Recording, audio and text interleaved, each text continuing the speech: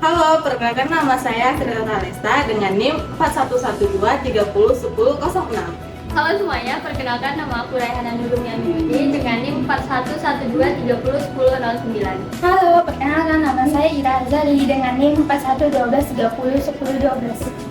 Halo semua, perkenalkan nama saya Lutfia Salsabila Ramadhani dengan NIM 4112301117. Halo semua, perkenalkan nama saya Givi Presa Surahman dengan NIM 4112301022.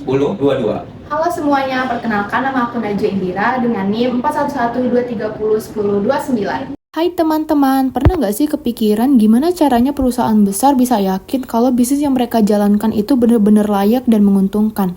Nah, di video ini kita bakal bahas studi kelayakan bisnis atau yang biasa disebut SKB, lengkap dengan contoh penerapannya pada PT Mayora Indah.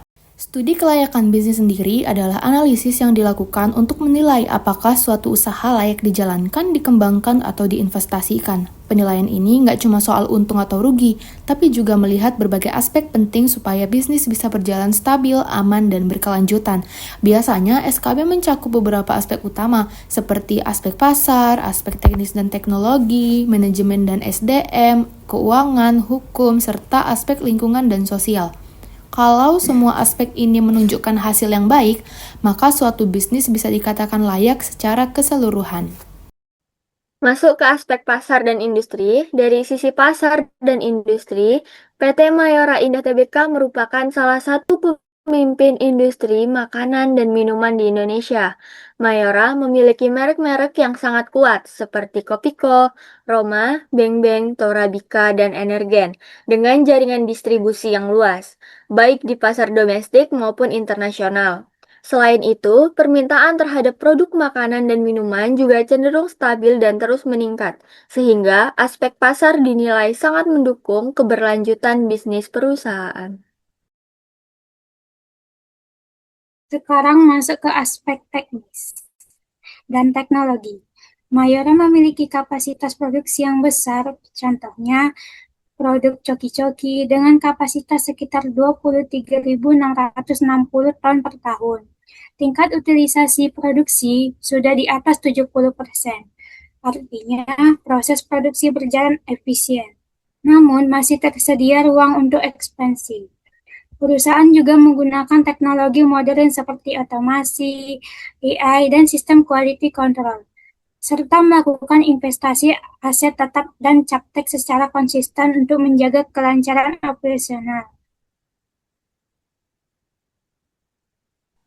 Selanjutnya, dari sisi manajemen dan sumber daya manusia, jumlah karyawan PT Mayora mencapai 12.667.000 orang pada tahun 2024, dengan mayoritas berada di usia produktif.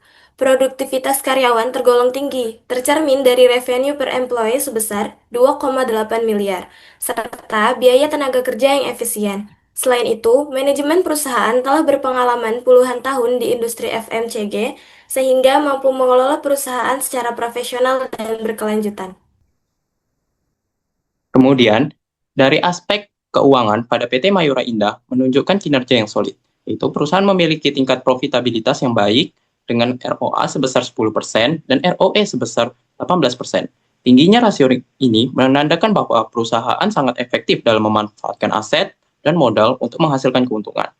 Untuk struktur modal dan likuiditas pada PT Mayora Indah Tbk dapat dikatakan terjaga dengan baik, yang mana masih berada di tingkat wajar.